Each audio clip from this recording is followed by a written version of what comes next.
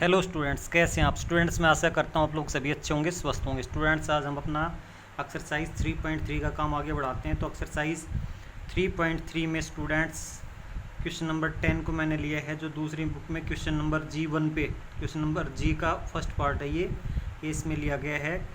तो इसमें कहा गया explain how this figure is a trapezium which of its two sides are parallel. ठीक है, तो ये स्टूडेंट्स यहाँ पे फिगर दिखाई दे रही है।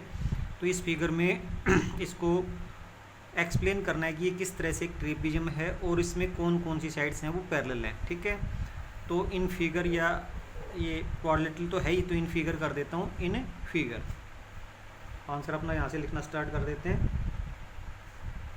In figure, in given figure कर देता हूँ।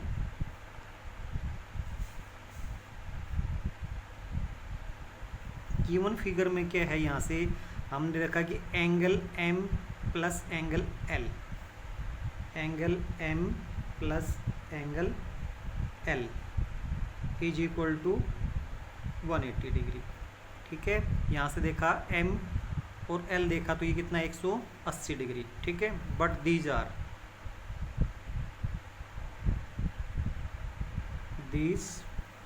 Angles are adjacent angle.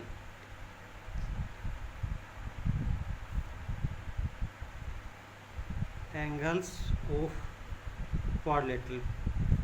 ठीक है, कौन सी? KLMN, KLMN, ये KLMN क्वाड्रिलेटरल के एडसेंट एंगल है। ठीक है, तो हम क्या कह सकते हैं कि ये एडसेंट एंगल अगर सप्लीमेंट्री होते तो हम क्या कहेंगे? So we can say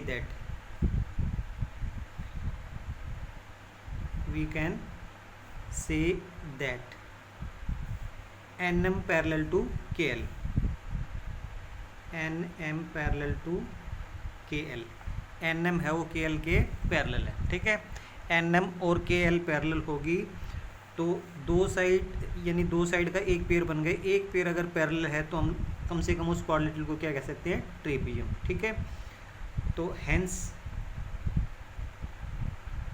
क्या? KLMN। ठीक है, KLMN इज ए ट्रेपीजियम।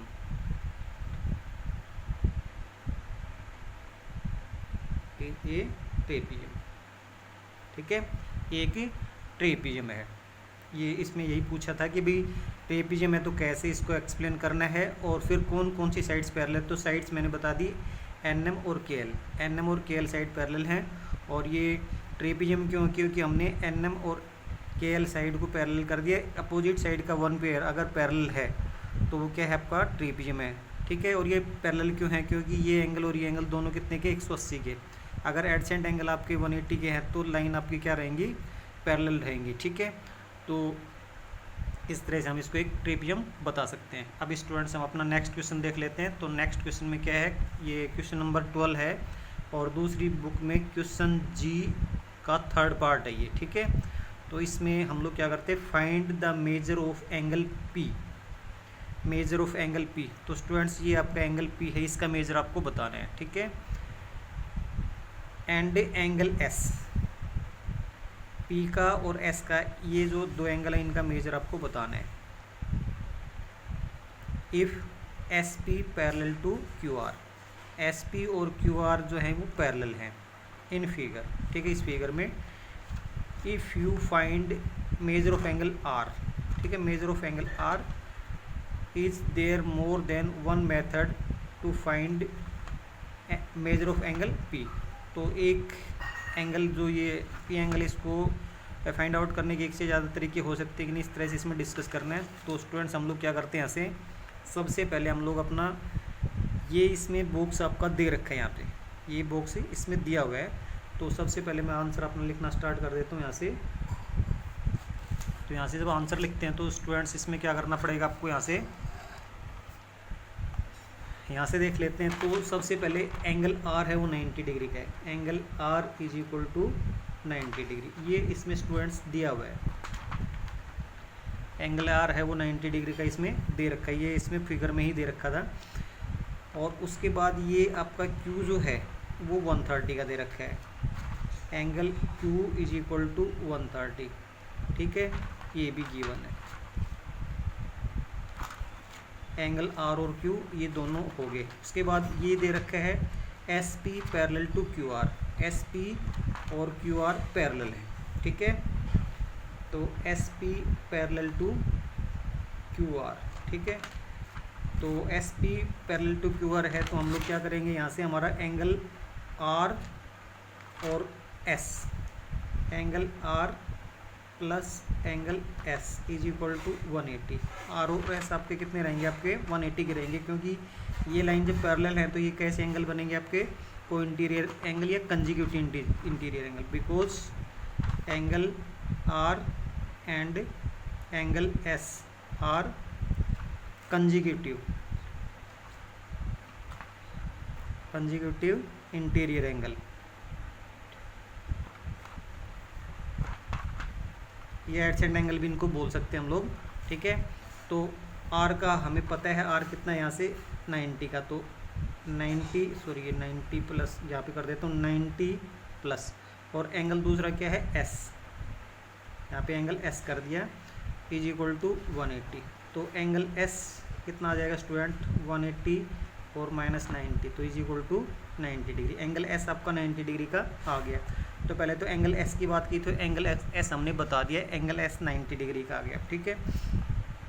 ये सिंपलाइज सीधा सीधा कर देते हैं, angle S is equal to 90 degree, ये बॉक्स में डाल देता हूँ ताकि इसका आंसर हमें पता चल जाए, ठीक है। ये 90 डिग्री का हो गया है, ठीक है।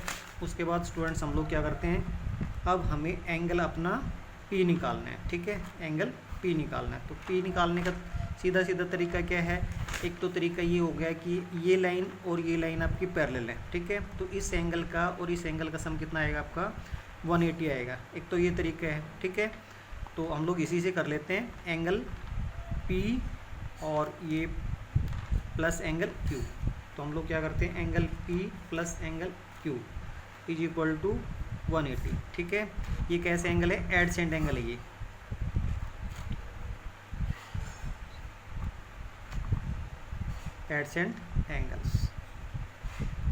एडसेंट एंगल होंगे और ये पैरेलल लाइन पैरेलल हैं, ठीक है, तो ये आपके सप्लीमेंट्री होंगे एंगल, ठीक है। तो हम लोग क्या करते हैं यहाँ से, अब इसके बाद यहाँ से, और इसमें एक चीज़ और लिखना चाहिए कि कॉमा लगा के क्या कर सकते हैं हम लोग, ये एस पी और Q R parallel, S P parallel to Q R, ये चीज़ भी इसमें लिख देनी है आपको, ठीक है, यहाँ से हो जाएगा। तो अभी P का कितना है, तो P का नहीं पता है, Q का हमें पता है, ठीक है। तो हम क्या करते हैं, angle P plus angle Q कितना है 130 degree is equal to 180 degree. तो angle P is equal to students हमारा कितना आएगा 180 और माइनस 130 डिग्री, तो ये कितना आ जाएगा आपका 50 डिग्री, ठीक है। हैंस हम लोग क्या कर सकते हैं, angle P is equal to 50 degree, ठीक है। P की वैल्यू हमारे पास 50 डिग्री आ गई, और S की वैल्यू और पूछी थी, वो कितनी थी आपकी 90 डिग्री, ठीक है। तो इस तरह से स्टूडेंट्स हम लोग अपना ये वाला क्वेश्चन कर सकते थे। अभी स्टूडेंट्स हम अपना नेक्स्ट क्वेश्चन कर लेते हैं। नेक्स्ट क्वेश्चन एक्सरसाइज 3.4 से है, और क्वेश्चन नंबर A है एक्सरसाइज 3.1 में, जो स्पीड वाली बुक है उसमें, और MTG वाली बुक में क्वेश्चन नंबर 1 डाल रखा है इसमें, स्टेट ट्रू और false against each of the following. तो स्टूडेंट्स इसमें ट्रू और फॉल्स बताने, तो ये सारे छोटे क्वेश्चन है और आसान है, फटाफट से हम इसको कर लेंगे अभी, ठीक है। तो अभी इसको करने की कोशिश करते हैं, तो यहाँ से इसको कर लेते हैं। ऑल रेक्टेंगल्स आर स्क्वायर, ये कह रहा है कि जितने भी रेक्टेंगल्स होते हैं वो सारे के सारे स्क्वायर होते हैं। तो ये स्टूडेंट्स आपका क्या है, ये हमारा फॉल्स है। क्या है ये, फॉल्स, क्योंकि रेक्टेंगल जो है उसमें साइड्स छोटी बड़ी हो सकती हैं, अपोजिट साइड का वन पेयर इक्वल होता है, दूसरा पेयर इक्वल होता है, ठीक है, लेकिन स्क्वायर में सारी साइड बराबर होनी चाहिए। तो लेकिन ये रेक्टेंगल में नहीं भी हो सकती हैं, तो ये जितने भी रेक्टेंगल होते हैं वो सारे स्क्वायर नहीं होते हैं। तो ये आपका क्या रहेगा स्टूडेंट से, फॉल्स रहेगा।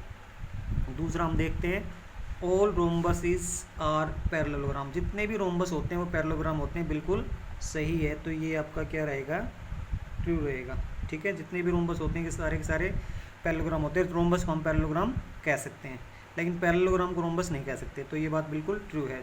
अभी थर्ड में all squares are rhombuses and also rectangles. ठीक है, ये कह रहा है कि जितने भी स्क्वेयर हैं वो सारे रोम्बस होते हैं और वो रेक्टेंगल भी होते हैं। ठीक है, तो ये बात भी बिल्कुल सही है। तो इसके लिए हम लोग क्या करेंगे, यहाँ से ट्रू करेंगे।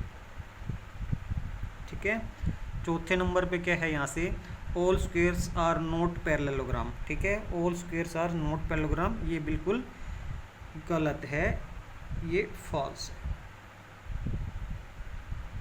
ठीक है, क्योंकि इसमें स्टूडेंट्स जितने भी स्क्वायर होते हैं वो सारे के सारे पैरेललोग्राम होते हैं। अभी फिफ्थ में ऑल काइट्स आर रोम्बसेस। ठीक है, ऑल काइट्स आर रोम्बसेस, तो इसमें नहीं होते हैं, ये नो मतलब इसमें फॉल्स आ जाएगा, ये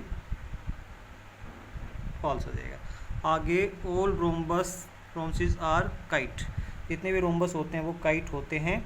ठीक है, ये बिल्कुल सही है, जितने भी रोम्बस होते हैं वो काइट होते हैं। तो स्टूडेंट्स इसको हम लोग क्या लिखेंगे, ट्रू लिख देंगे, ये ट्रू हो गया। अभी नेक्स्ट का देख लेते हैं। ऑल पैरेललोग्राम आर ट्रेपीजियम, जितने भी पैरेललोग्राम है वो ट्रेपीजियम होते हैं। ठीक है, जितने भी पैरेललोग्राम है वो ट्रेपीजियम होते हैं। तो इस चीज़ को हमें ट्रू और फॉल्स बताना है, तो देखते हैं क्या होता है इसमें। तो स्टूडेंट्स इसमें हमें ट्रू लिखना पड़ेगा, ये ट्रू होता है, ये ट्रू होता है। ठीक है, लास्ट है ऑल स्क्वेयर्स आर ट्रेपीजियम, जितने भी स्क्वेयर्स होते हैं वो सारे के सारे ट्रेपीजियम होते हैं। ठीक है, तो ये बात भी बिल्कुल ट्रू चली जाएगी यहाँ पे। अब स्टूडेंट्स हम अपना होमवर्क का काम होमवर्क का देख लेते हैं। तो होमवर्क में क्या है, सोल्व एक्सरसाइज 3.3 इन फेयर नोटबुक। तो स्टूडेंट्स आपको एक्सरसाइज 3.3 है वो फेयर नोटबुक में बहुत ही अच्छी तरह से सोल्व कर लेनी है। Thank you students.